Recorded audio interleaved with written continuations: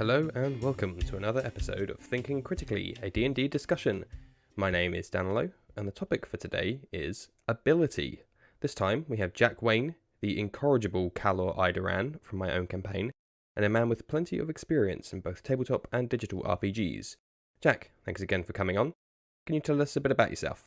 Sure. So I guess from a D&D perspective, I started playing 5e as the first edition I've ever played probably 4 years ago now, and I've been playing it off and on since then until what was it, a year and a half ago when we started our the joint campaign which Danilo DMs and I play in. All right, thank you. So, we're going to dive in. Jack, what does the word ability mean to you? Sure. Okay, so I had to think about this, and it kind of split down the middle of what ability means. So the first side is ability scores, so charisma, strength, etc. And then the second side is player ability, i.e., new players, experienced players, players as DMs. I think that's a nice half and half of what ability is. So I guess which one do you want to go through first? So let's start with player ability then. In your opinion then, what do you think makes a good player? We're firing out here with like the big questions. What do you think makes a good player? Or to put it another way, how would you determine player ability? How would I determine player ability? So I think they're intertwined. So I think what makes a good player is someone who understands that while they are a main character in the story, they are not the main character. You know, there'll be 2, 3, 4, however many other people also playing the game. So it's an understanding that it's a collaborative effort. You're not front and center all the time. There's points where you need to be quiet, where it does make sense for your character to talk. There's points where other people need to take the spotlight. So I think that's a big part of it, is being able to take a step back. I think there's a fine line there between. I think that's one of the steeper learning curves new players have, especially, is that fine line between like, okay, now's not my time. Let me not talk for 5 minutes, which I think is super difficult for people who have just come from, especially from video game backgrounds, where it's just I'm constantly in control. Yeah, like if you play like a Baldur's Gate or any sort of like CRPG like that, you're constantly the one, even if you're controlling multiple characters, the one that's doing all the work and making the decisions. So you have a lot less agency in D&D, and that other people within the game, players in the game, can negatively affect how you enjoy the game in a way, or how you want things to happen. And that's just inherent with D&D. So a key point there is that one thing that makes a good player is mitigating that drawback on other players as much as possible. Because I think you said there that you can impact the enjoyment of other players. So I guess trying to reduce that as much as possible overall brings the quality of the game up, would you say? Yeah, definitely. And so I think this is something that, to get slightly off topic, this is something that I think can be really jarring for new players, is when you first realise that you don't have complete control over what happens. Yeah. You know, like you could be talking to an NPC and trying to get information out of it, and another character could be getting bored and just end up stabbing him because he doesn't like where it's going. So I think it's in the players to be cognizant of that, to take into consideration that, yeah, well, maybe I could stab him. You know, don't be a dick. This other player's having fun interacting with him. I think there's also a degree of responsibility on the DM to kind of take into account that, okay, this conversation's been going on for 10 minutes and he's the only one talking to this player. No one else is really doing anything. Maybe I should kind of expedite this information that this character, this NPC is trying to give up. But yeah, I think it's a balance. Okay, all right. So we've basically said knowing when to play, I guess, is one way to put it in terms of playing a good player. That's one point. So I think another big one is, I think probably the most challenging one is being able to play a character, because I think it's quite unique. It's unique to not just D&D, but role playing games, that you're not playing yourself. You're playing another person who has different goals or different alignment than you, has different priorities. So I think being able to really kind of get in their head and think that okay, Jack would do this. Mm. There's no way in hell Callum would do that. So I think that's that. Once you get to that point, I think that's the real stepping stone to being a really good player. I think a lot of recommendations, or at least certainly a pattern for new players, is to make a caricature of themselves. I know mine first guy was Yeah. Maximilian de la Rouge, a rogue, deliberate play Very on nice. words. But do you think that's a good idea or a detriment then to help bridge that gap? Is it keeping people too much in their comfort zones, and then it might colour their next character who's just one step removed? Whereas if they just dive in the deep end and play some tiefling warlock or fighter that's had 50 years experience in the gladiatorial ring, which most regular people don't have, do you reckon that maybe a deep end thing is maybe a different way to approach it? I think there's a middle ground in that if I was DMing, I'd actively discourage a new player from basically creating themselves in the game, because that's part of what at least for me, a big enjoyment of D&D is being able to pretend like you're someone else and have fun with that. Yeah. But I think it can also go too far as a new player if you decide to make the most bizarre counter you character ever, then that can turn you off quickly because it's hard work to play someone who's nothing like you. Yeah. So maybe there's a middle ground of you can take some attributes, like if you as a person are quite snarky or witty, you could incorporate that into a character, but maybe have it the character be that vehicle who is maybe like more evil, because you can't really be evil in real life, so maybe now's a good chance to play someone who would be evil. Talking of then, where would you say, picture a Venn diagram, you're in one side of things and Calor is on the other side of things. How much are those two circles overlapping? Okay, so I think Calor and I are both quite sarcastic. Yeah. So I think there's a lot of character similarities in that. I like to think we're both fairly intelligent, not massive level IQ, but able to work out a plan and reason with it. Yep. And I think there's quite there's a laddie aspect to Calor, especially when he's interacting with another character called Reuther, who mirrors the relationship that myself and the player have in real life. So I think there are similarities. The differences are, I think Calor kind of takes my idea of humor of a bit sarcastic, a bit belittling, kind of dials it up to 11. Yeah. In that you can be actively belittling or actively detrimental and actively rude, which I don't think I'm rude. I think I try quite hard to be polite, which is one of the reasons why I wanted to I made Cattle like it is, because it was it's a fun opportunity to it's an exaggeration, kind of basically kind of like be a bit of an asshole. And then obviously there's the alignment of like Calor's pretty evil and can be pretty evil at times, whereas I in real life I'd never you like to think you're a good person. Yeah. Okay. Well, maybe not even not maybe not good, neutral maybe, but definitely not evil. All right. Okay. Well then, let's round this off then with: would you consider yourself a good player? Big question. I would consider myself a good player, but not a great player. Oh, that's nice. Well, more modest than Calor. So there you go. There's a difference there already. So, okay. One thing you mentioned earlier on was the onus is, well, at least partially, some of the onus is on the DM to guide that player experience. And I guess, in a way, chaperone player experience. And by that I mean, guide them on to becoming a better player themselves, which you could do subtly and more overtly.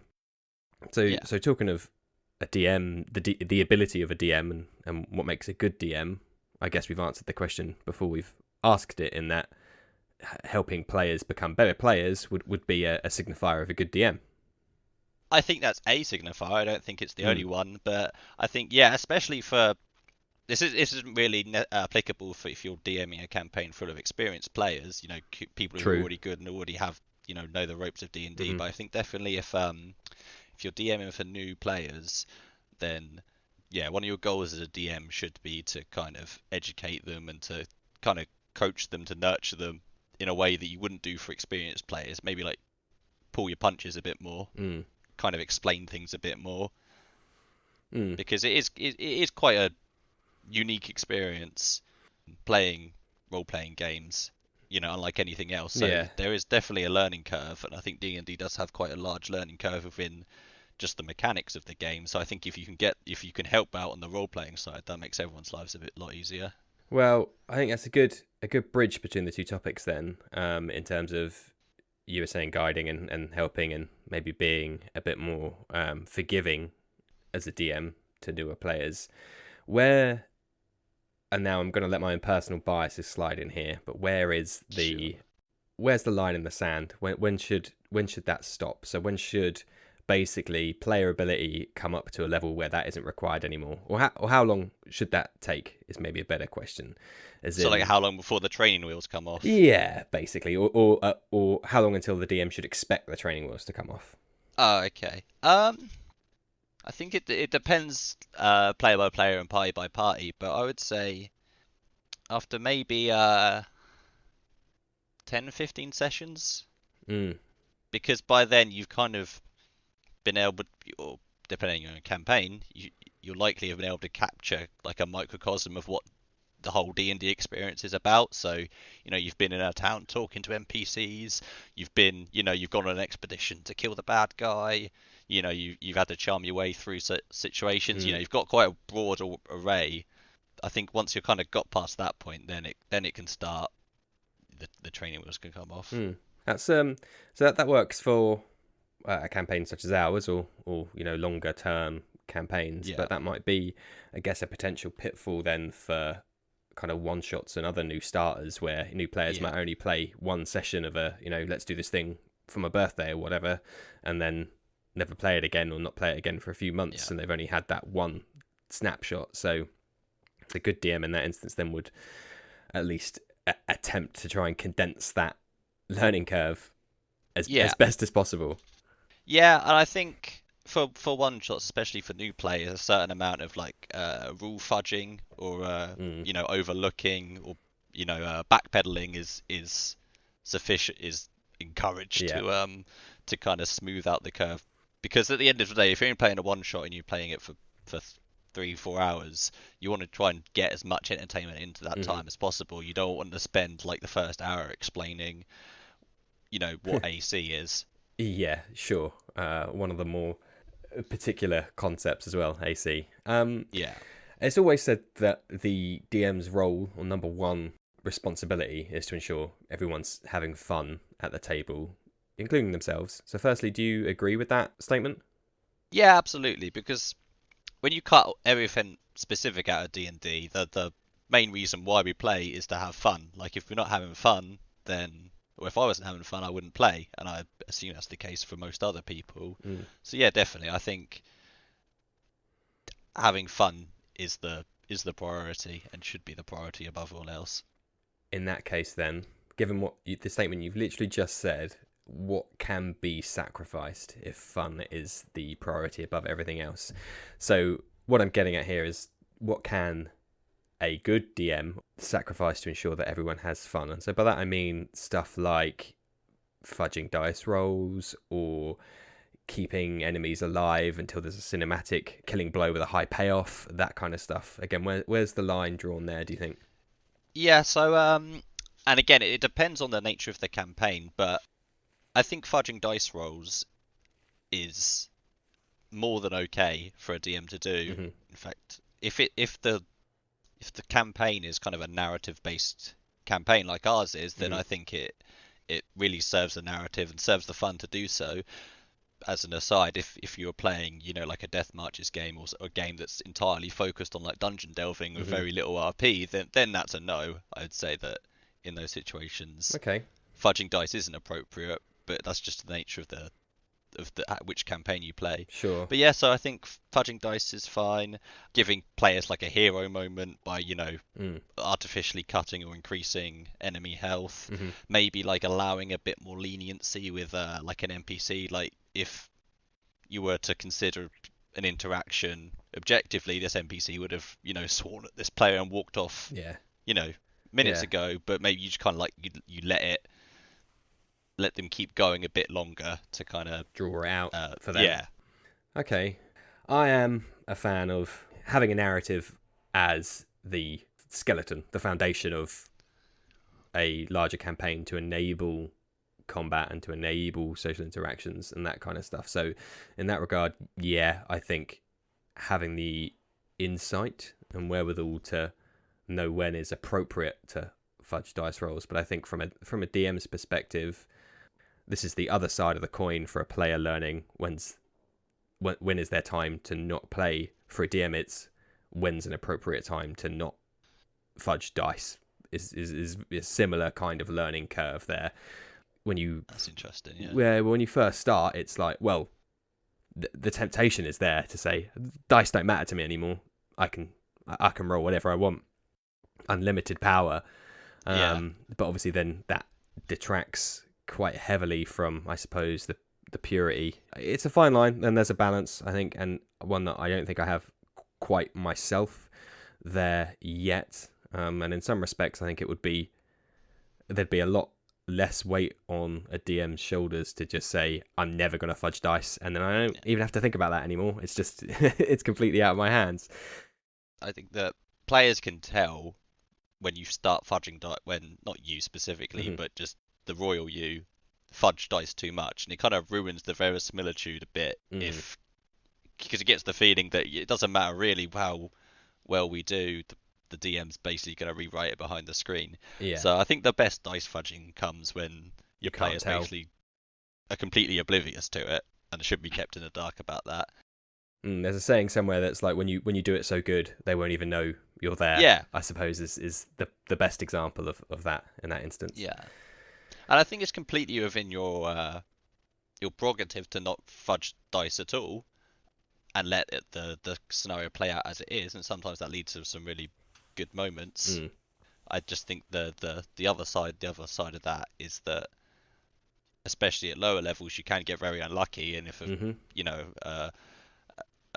NPC or an enemy sneaks in a couple of crits against the character, they can easily die, and at low level there's not an easy way to resurrect them.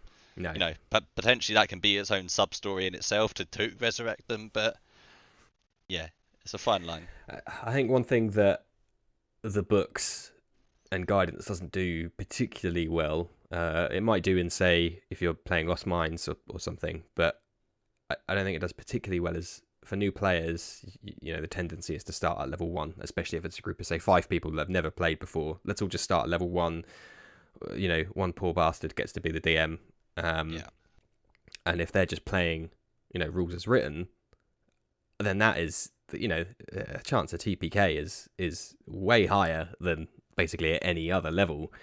The wizard gets an unlucky hit from one creature. Well, that's game over, and then the back line falls over, and then the game falls over. So I guess, to be a good DM in that instance, then you try and see that coming, but that's very difficult for new players.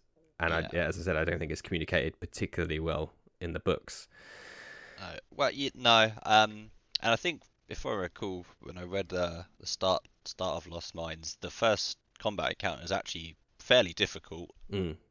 Some goblin archers and melee boys, so that can go sideways quickly.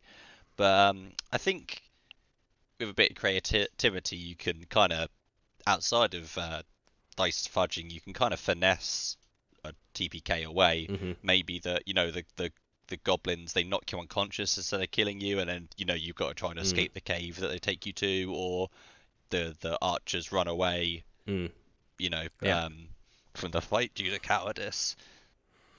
There's a really popular blog and associated books that called The Monsters Know What They're Doing, which is mathematical approach at looking at the stat blocks of a particular creature and then deriving from that what they would do in certain situations. I forget the name of the author off the top of my head, but the credit will be in the description. But long story short is, he says, creatures with less than 7 intelligence would fight until they're at 25 HP. Creatures with less than 4 intelligence would fight until they're dead. Creatures with intelligence of 15 would they would try and talk their way out of it first, and that kind of stuff. But I found some of that to be quite almost too arithmetic based, and as previously mentioned, being narrative driven, it can kind of work against the narrative in some instances. So I think again, it's a balance between this wolf isn't particularly intelligent and wants to protect its young, but it will, if the young dies, it's just going to run away kind of thing. It won't just fight there until it's dead, which then again, I guess, enables intelligent play from the players. Let's kill the thing it's protecting, and then it will go because it's got nothing to protect anymore. So we've done a good job there of marrying DM ability with player ability. So if we move on for a second, then let's go to ability scores. Sure. Out of all of them that are available, and I can never remember how many there are in that list, from athletics down to survival or whatever the last one is. Do you think there are good and bad abilities? And I mean that in the loosest possible way. Let me bring up a. Mm-hmm. Do I think there are good and bad ones? I don't think there's anything in. It's my first thoughts is I don't think there's anything inherently bad with any of them. It's maybe just application that faults at times. Okay. Do I think that? I changed my mind slightly. Mm-hmm. This is I'm thinking about this on the go. I haven't actually thought about this before. I think some are potentially overused and some are underused. For example, the big one being like perception. Probably by far the most used ability check in the game. And then if you weigh that up against something like animal handling, even in a campaign where animals are a big focus, that's still, not going to be, you're going to be using it anywhere near the time you use perception. Outside of contrived situations, do you think there's any way to bring those two closer together?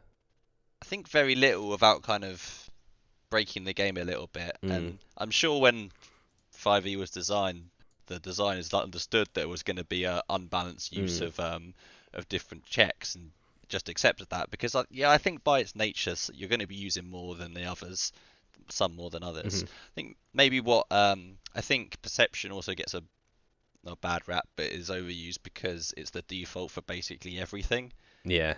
Dependent on DM is that some DMs can throw out perception for basically anything. When maybe you can be a bit more creative with roles. Maybe not use perception. Maybe investigation or arcana or insight, anything like that. So to kind of get away from just rolling, just asking for perception, every 10 minutes.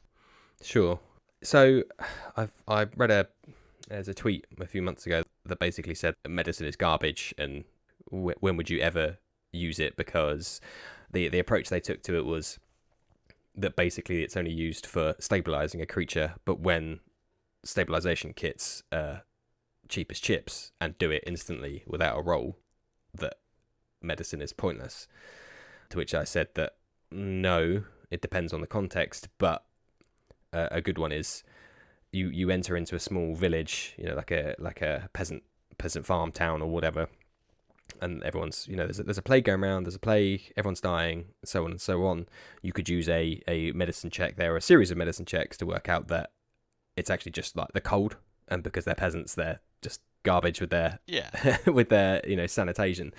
Absolutely. Medicine isn't just the the mechanics of stabilizing. It's also medical expertise, like being able to understand what an illness is, what the cure is. So there's a lot more freedom in it than just the mechanical act of stabilizing. Sure. Do you think then that animal handling is probably the least used just by its nature? At least in my experience playing the game, I can count on two fingers the amount of times I think we've had an animal handling call in our campaign. Maybe a bit more, maybe I'm forgetting some, but I definitely think it is very underused. Because I think just by its nature, there's not most campaigns don't really get too involved with that kind of aspect of it. A lot of the times animals, beasts of burden are just used for transport or and a lot of the time when you come across enemy animals, animal handling is kind of out of the question. If you're up against some rabid wolves, then there's not even a really good animal handling role. It's probably not going to do anything for you. Yeah, and how many times are you going to come across in a one shot, let alone a campaign, how many times are you going to come across a horse that's freaking out, a domesticated horse that's freaking out? Yeah. Once, maybe. Otherwise, there's a lot of horses which are just going crazy for no reason. Yeah. So, what would you say is kind of like your favourite, which is a weird question to ask, but in terms of, and I mean that holistically, so in terms of the impact it has on the game, if you try and use it, the ways it can be used, that kind of stuff. What's my favourite check? Yeah. Okay. It's a good question. What is my favourite check? It's a weird one, but It's probably somewhere in the charisma tree. Maybe maybe like a performance or intimidation check. One of those. I couldn't pick one out of the lineup, but I quite like those. Yeah, a lot of flexibility in those ones. Yeah. To go both dire and super successful. Talking of animal handling, again, particularly, I think that animal handling falls into the same bucket as the ranger class. And There we go. but the reason I say that is the rare occasions, I think it's more useful at lower levels, because as soon as you start to level up, it's more than likely, I think, that there'll be a druid in any given party. You may also even have a ranger who may also have their own animal companion, and both of those classes are quite focused on nature and animals and whatnot. And I think it's quite underwhelming for, say, the bard to woo a horse when you're standing next to a druid and a ranger whose whole reason for being alive is to tame the beast. So you could level that argument against anything. You could have the bard pickpocket somebody in a freak of nature, but I don't know. It just seems like the rare times that the druid and the ranger could have a time to shine, for them to have it robbed by another class, which I think is why I would, and perhaps less favourable of specifically animal handling. Yeah. Oh, sorry. Go on. No, I was just going to go on to say, like, you were saying earlier on about your charisma tree ones would be your more preferred ability score. So what are your thoughts on the optional rule, or the DM's rule, of modifying an ability score with one of the different core 6 abilities? So by that I mean intimidation, strength, or persuasion, wisdom. Do you think that's a good tool? And how is it implemented and that kind of stuff? I've not really considered it, because I don't think before this campaign that has never been used. I'm not sure. I think we've used it a little bit in this campaign, but what do I think about it? In principle, I think on face value, without potentially considering all the ramifications, I think I like it. I think it gives non-charismatic, mechanically charismatic characters a time to shine in charismatic situations. And yeah, I think so. Yeah, and definitely using strength, showing how strong you are, would definitely be intimidating in real life. So, intimidation isn't just verbal. So sure. Yeah. I think definitely that on face value and on first thought, then yeah, I think that's a really good way of allowing characters to engage and excel at different parts of the game that they wouldn't otherwise. Yeah, that's exactly why I'm a fan too. And it ties back into player ability, because I, as a DM, always try to encourage. I want to barter for a lower price. Okay, well, tell me, how do you do that? I don't want to just. Otherwise, we'll turn it into a dice rolling game, and we could just go and play Gloomhaven for that. So I always try and encourage players to say, to describe their actions, because then I use that to say, okay, well, in this instance, it's not persuasion charisma, it's persuasion something else. And a good example I read recently was trying to, you're buying, for sake of argument, medical supplies or just supplies from a local vendor, and you go in and you say, can you do us a lower price on this? And the example given was that that would be like persuasion intelligence, because that particular character is aware of the kind of going rate and the market rate from other nearby vendors for that kind of stuff, and they just know that he's upselling. So the way that they Yeah. can kind of persuade him in this instance is to be like, well, I know you're applying a 25 points on that, so knock 5 off, which isn't by smooth talking. That's you've backed that up with some knowledge. With actual knowledge. Yeah, which I'd like to encourage more players to do, because you get to use those unique combinations which are rarely seen. I think the charisma ones are most easily interchangeable. So like Arcana, I think 99 times out of 100 is going to be intelligence. Yeah, because I think, well, the charisma trees, they're very broad, as in like intimidation can take on a ton of forms, whereas Arcana, while there's lots of different types of Arcana out in the world, is always going to be a form of Arcana. So it's Yeah, I see what you mean. Yeah, so some are quite, even in their own single word names, some are super broad and some are really not, which is an interesting point I haven't thought of too much. But again, like sleight of hand, I don't know, I'm just trying to think, is there anything there that's dexterity based? Probably not. I would imagine that's always dexterity in lieu of, there's no other core skills that core abilities that would make sense in that instance. I guess if I was put on the spot and had to think of an instance where sleight of hand, you could potentially tie it with charisma. So rather than just bumping into somebody on the street and pickpocketing out of their blazer pocket, if you were talking to somebody at a party or a ball, could you control their attention enough to enable you to just pickpocket them with ease, shall we say? So you can command the conversation just through charisma. Okay, like as a distraction almost. Yeah. So you're telling some epic tale that just has, you're just commanding the attention of the room, so much so that you can just walk around and nobody's paying any attention. I guess that would be one stretch, but even as I'm saying it, that sounds kind of contrived. Off the bat, it's not a off the top of your head, it's not a bad example, I don't think. But yeah, I think enacting those rules, as a DM, I think you need to make it very draw attention to the fact that you're making a deception check, but you're not using charisma, you're using something else. Yeah. And kind of really hammer home to players that it's because of you're doing this that this is happening. So you kind of cements in their minds that if you think outside the box about something, like if you go to other stores and check prices of all the other, of the similar wares, then you can bargain a bit more effectively without necessarily being more charismatic. Yeah. But yeah, I was just trying to think then, like intimidation. I think something that I need to do better at is, I think for when you want to try and utilize those a bit more, is to add another level deeper. So not just tell me what you're doing, but so say someone wants to intimidate. I want to intimidate this barkeep to tell us some information. Okay, well, how do you do it? I flex, or I smash the chair up, or something like that.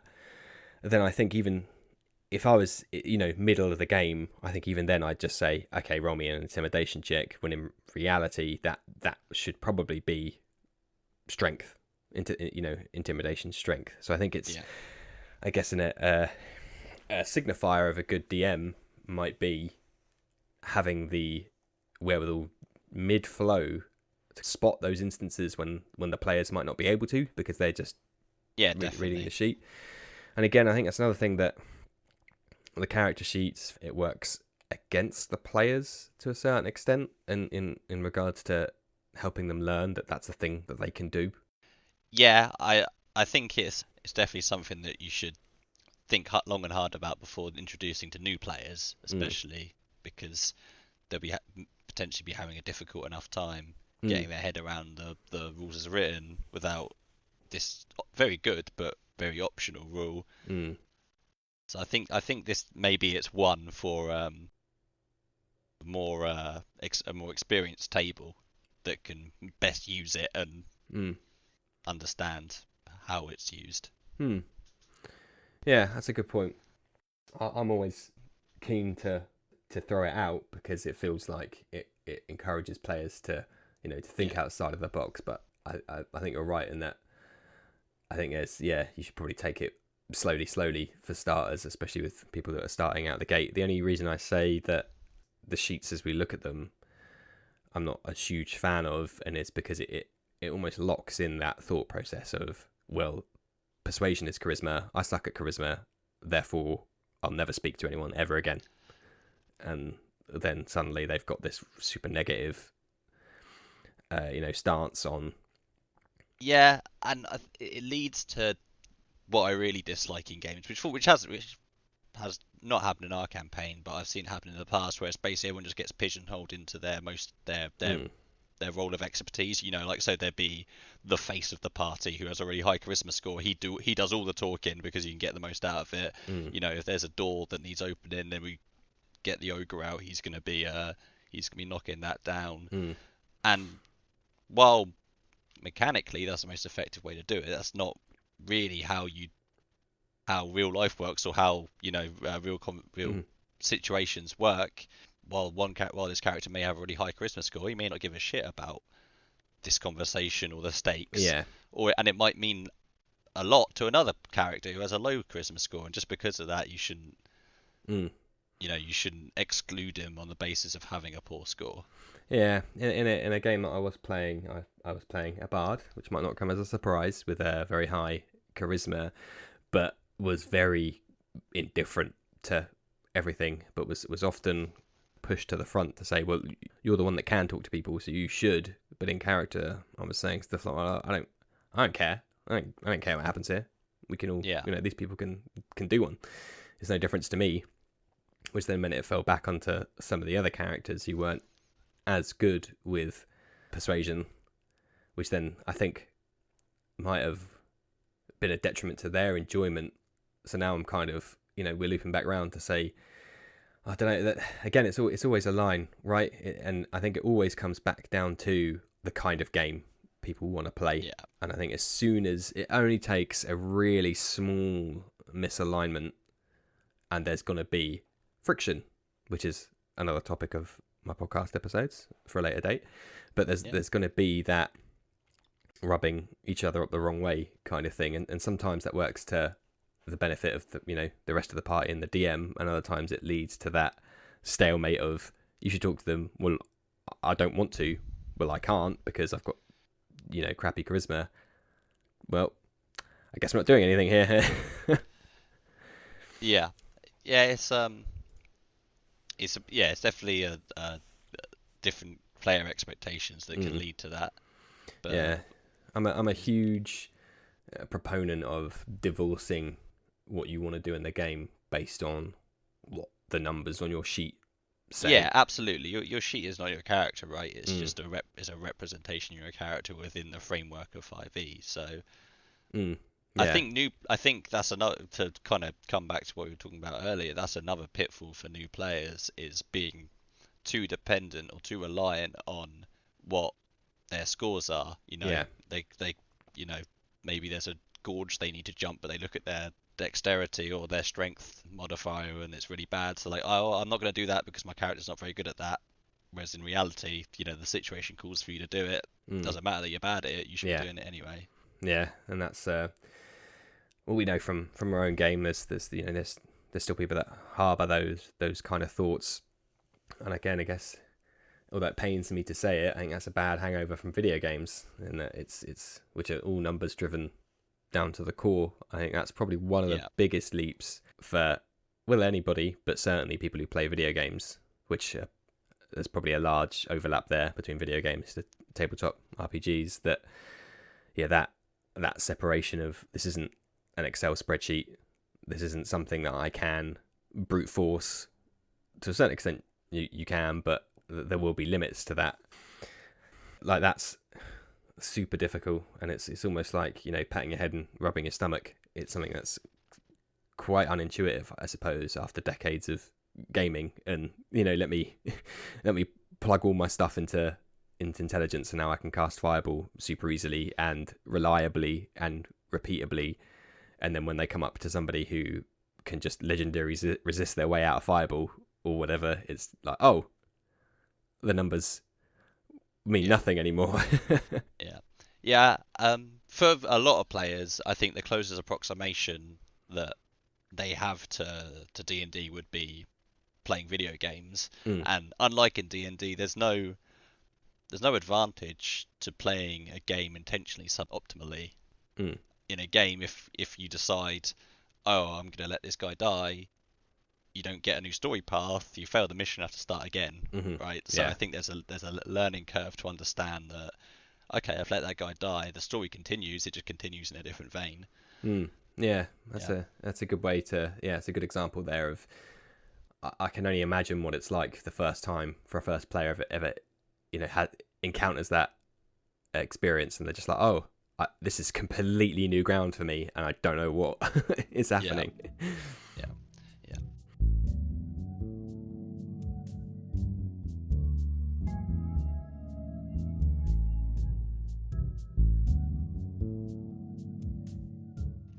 There was one topic that I Mm-hmm. thought of ability that I thought could be quite interesting. I'd Mm-hmm. like to get your take on, which is inherent differences in how different ability scores are acted out in game. So what I mean by that is that, say you make a strength check to kick down the door. You as the player, you don't need to be physically strong to be able Yeah. for your character to kick down the door. Mm. If you succeed the roll, sorry, your DM will just describe you kicking down the door. However, if you're trying to, I don't know, woo someone or intimidate Mm-hmm. someone, you as a player need to have like an approximate of the wit or Yes. the Yeah. charisma that your character has. So there's a big difference between like strength and dex checks than there Mm-hmm. are against like wisdom and charisma. Intellect, I think, somewhere in the middle. But I think Yeah. it's quite an interesting concept. Is No, that that is. how Yeah. do you play a wise? It's a lot more difficult, I think, to play a really charismatic character, excuse me, than it is to play a really strong character. Yeah. Because to play a strong character, you don't have to be strong. Play a charismatic character, you yourself have to be charismatic. It's not as if you can say, okay, go out, into the garden and tell me how you're leaping over Yeah, that fence. I um, think yeah, and to keep on the theme of new players, I think that's something that's a rude awakening for a lot of people. Is the first time they talk to an NPC and they're expected now they understand that they're expected to have a conversation, not just say, okay, I intimidate this guy to give mm, me the information I need. yeah.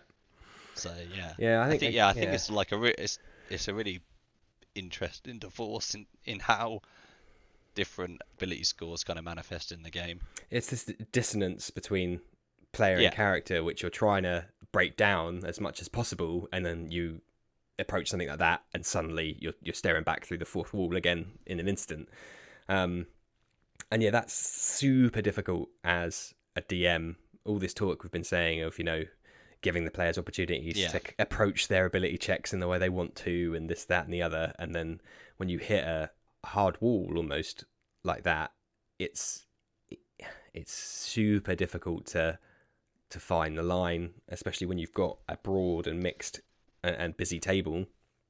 It's super difficult because yeah, you don't want to make someone, another player at the table be like, explain to me in detail how you do this, and they go to great lengths to, I leap over here and I touch that and I slide along the floor and do all this other stuff. And I go, okay, that's great. You can do that with advantage. And the next player just says, I talk to him scarily.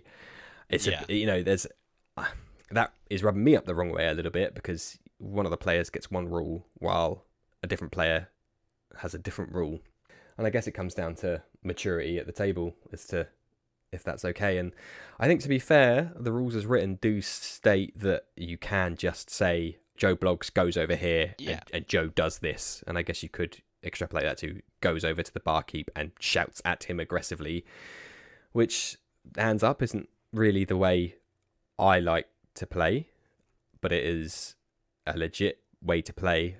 I guess there's an issue there when you have half the players do it that way and the other yeah. half do it the other way. Yeah, I think you need to definitely set ground rules, and I don't think either way's wrong. Mm-hmm. I definitely sit in the camp of having to have a conversation. But if everyone's in agreement at the table that, okay, for these types of roles, you don't actually have to describe a conversation. You can just describe Mm. an overall action. Yeah. And I think that's fair, and it sacrifices more engaging gameplay with fairer gameplay. I'm not sure Mm. if fair is the best word, but that kind of rule set basically then makes charisma equivalent to strength, where you don't have to. In a way, it's more inclusive. It's because if you really want to play a charismatic character, but Mm. you yourself are really introverted, really awkward, can't be charismatic, Mm-hmm. then it kind of allows you that Yeah. role. But I think even saying that now is I'm still not buying it. I think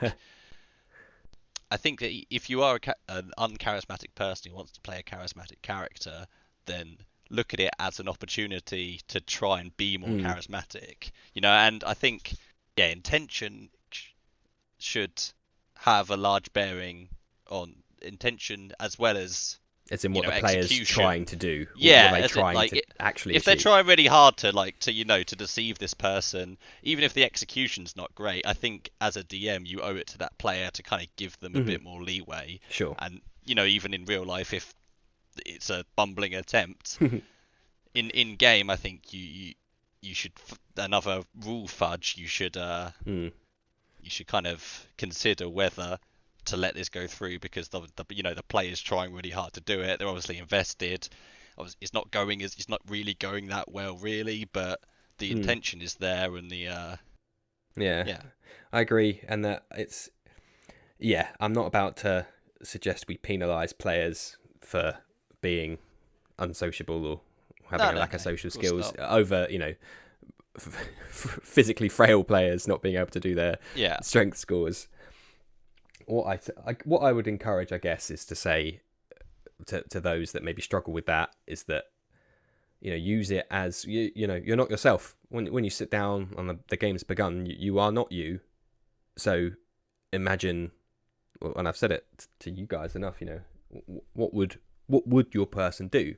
Well, they would say these things in this fashion, and then suddenly you're halfway there to you might not have the wit or the cutting words to be able to do it properly, but there's you can meet in a middle. But it's a personal take I've had recently in my other game. I'm playing a highly intelligent wizard, who is more intelligent than myself by far, and the DM's having to rely a little bit on those intelligence rolls to sometimes get through puzzles and encounters. So it's like, Quinn, roll me an intelligence check, and he uses it as a vehicle there to aid the players. So in those instances, I'm almost acting as a proxy for the DM. I'm almost the tag along NPC for that particular instance.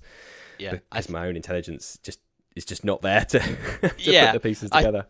But it's easier, in my opinion, to play a highly intelligent character than and there be a disparity between player and character than there is to play a really wise or really charismatic character. Because with intelligence, the DM has a recourse to basically just give you information, and it not be a cop out, and it be appropriate within the context. Yeah, it makes because sense your character in the is that universe. smart. Yeah. Right. So you might not know as a player, what these ancient glyphs mean or what this puzzle is, but you as a character, that's your wheelhouse. You know that, so it makes total sense for a DM to say, okay, X, Y, and Z. Whereas with wisdom, it's a lot harder for the DM to give you or make you look wise. Yeah. There's a lot more nebulous there. Same as charisma, it's difficult for a DM to make you look more charismatic. I think it's harder, but I would think that they're maybe closer than you might think, because maybe if the player is, again, let's just say they're flirting with an NPC, and the player themselves is crap at flirting and just says, I approach them and I say, you smell nice, and obviously that's a bit forthcoming in real life. But if they're playing the bard or something, I think the DM, again, the onus is on the DM here, I suppose, to say, A, this player's character is highly charismatic, so that is that straight out the gate. B, the roll might be really high, so then they might, I don't know, I guess if the player is that much of passive, is maybe not the best word, but kind of on the back foot in a way, then I would say that it's within the player's remit, the DM's remit to say, okay, you might not say that. You might comment that there's a floral note in the air and something, it says, something like that, that's a good point. or they say, oh, the NPC says, oh yes, I've just bought this fragrance only yesterday and it's my new favorite. Thank you very much for noticing. Which is the same way of them saying, okay, Mr. Wizard, you know that this glyph means this. It's just a lot harder to do. That's a good point. But I guess that ties back into DM ability in that it's, once you can start to nail those on the fly, then you're halfway there. And one thing I wanted to mention that I personally think is a huge boon to DMing is improvising. I don't feel like I read about it a lot or it's commented a lot, but it's another one of those things where if you do it well, the players won't know you're doing it. Yeah. But the amount of times when I've been playing in games, and maybe it's a curse of being a DM that you can spot instances of improvisation slightly easier. But the amount of times I've gone, okay, that's happening because we're going off rails a little bit. Yeah. So would you agree with that, like improvising? And bear in mind that I have basically no experience or very little experience with pre-made modules. I've not played Lost Mines. I've not played any of the other books. So potentially improvising is less important in those settings. What are your thoughts? So what's the question?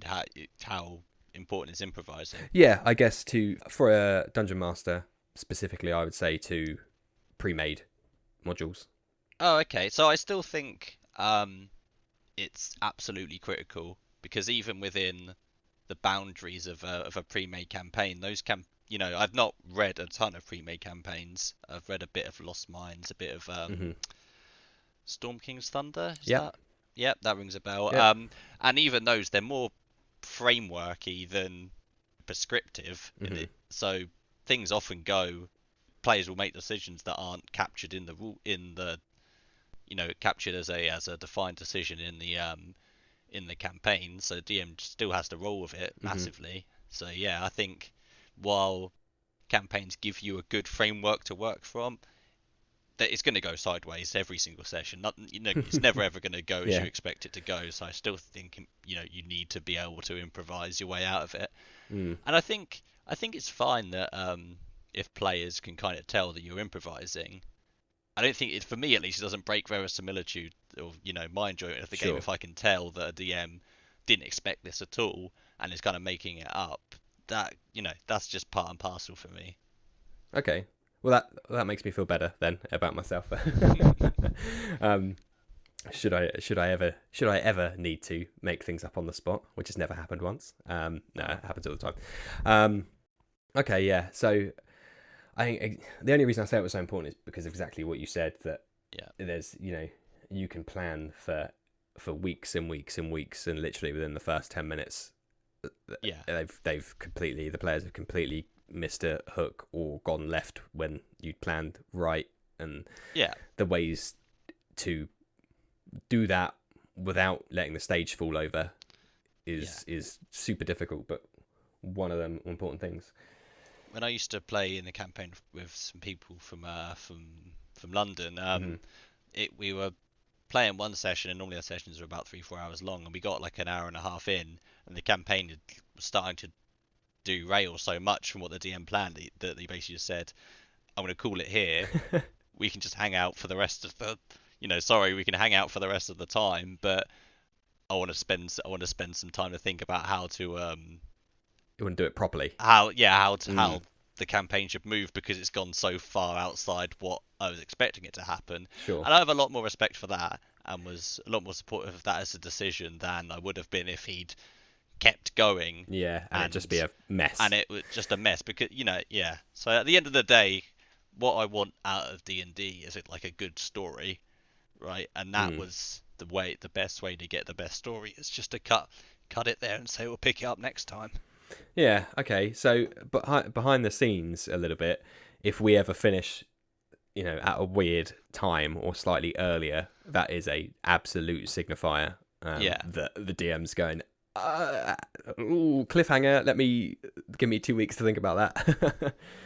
Which I have done in the past. If it's a good time to say, why don't we end it there? I know it's slightly earlier, but it's a good place to end, which is code for I have no idea what's coming up next. Let me spend some time to make it good, rather than just goblins are coming out the walls. Yeah.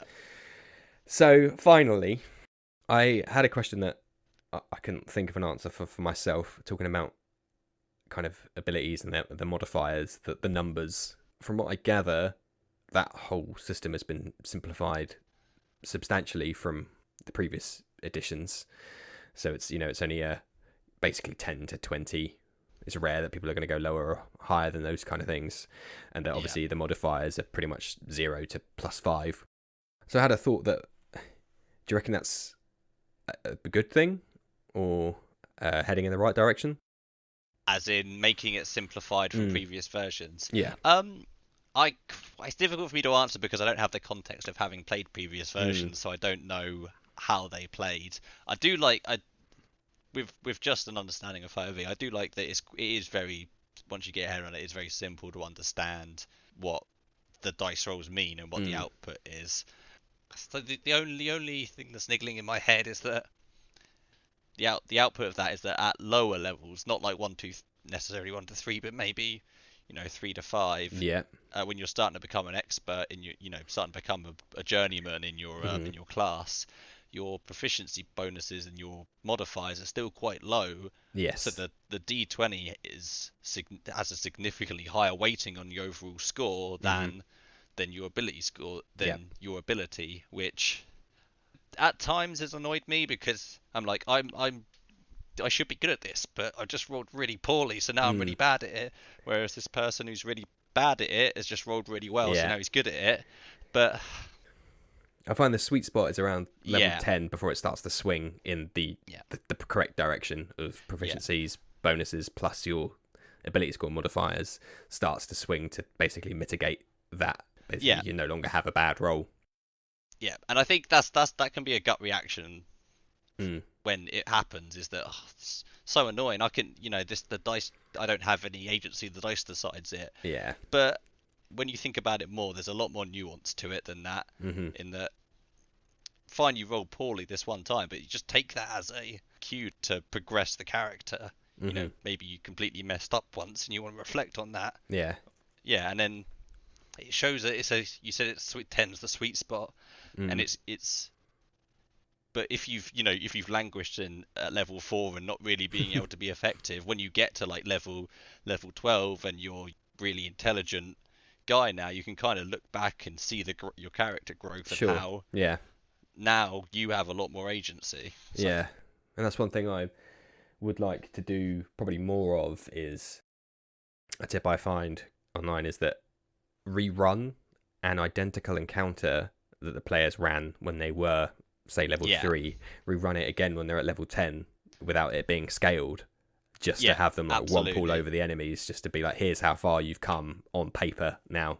Yeah, I really like that as a trope, as a mechanic, just to see how easy it is. Because you lose sight. I think you can lose sight of how strong you're becoming because essentially enemies scale with you. Yes. So you should overall constantly be struggling to defeat the enemies, and sometimes you can lose sight of the fact that now we're fighting a dragon, whereas 5 levels ago we were fighting a gang of goblins. Yeah.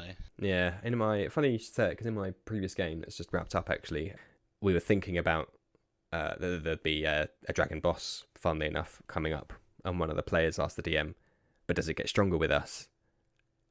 To which he was like, well, yeah, but no, but maybe. But you could see the thought process there for them was, well, if they do, then us getting stronger doesn't make a difference. So you could see already there that it's I think an unfortunate part of the game, essentially. I think it's one of those things that we're just going to have to deal with. Yeah, it's mitigated quite a bit by the fact that as you do level up, you're independent of the enemy you're fighting, is that your spells become stronger. Like magic missile at level 1 is what, 3d4, 4d4? Yeah, 3. But at max level, you're rolling, a whole collection's worth of dice. and the numbers get bigger. So I think you still feel more powerful, and especially like spellcaster classes, you get a lot of really cool, like not necessarily damage spells, Yeah, but really utility cool spells. Utility spells. That's the word I was looking for. Yeah, At higher levels. To basically alter reality itself. Yeah, like stuff like Dimension Door. Yeah. Which isn't really too high level, but it's a nice. It's a utility spell, game stuff like changer. that. Yeah. So to end it on a big question here, the modifiers themselves, as in the plus number, big box or little box on the character sheet. Hold on. Let me have a look at. Real Let me get my character now. sheet out to see where I've put it. I've put the modifier, as in like -1, +1, whatever, in the little box, and the score in the big box. Oh no. Nah, it's all meant to be discussion, but I've got to say that's wrong. Is it? I'm a big box kind of guy for the numbers, the modifiers, I say. The point of the question being is that the scores themselves, so the 12s, 14s, and whatnot, basically mean nothing on their own when you think about it. So as I understand it, and I could be off base here, they're basically like a legacy layover of previous editions where those scores were important and they've been rolled into 5e, but essentially their only purpose now is for you to look up on a table and reference what your your modifier is. There are a few instances in the books of them still having an effect. So I think it's like what? Predominantly, off the top of my head, to do with intelligence. So stuff like a creature with an intelligence lower than 7 can't be affected by certain spells, or mind flayers can only sense creatures with an intelligence greater than 8 because there's a line somewhere, and I think it's a bit lower than that between basically.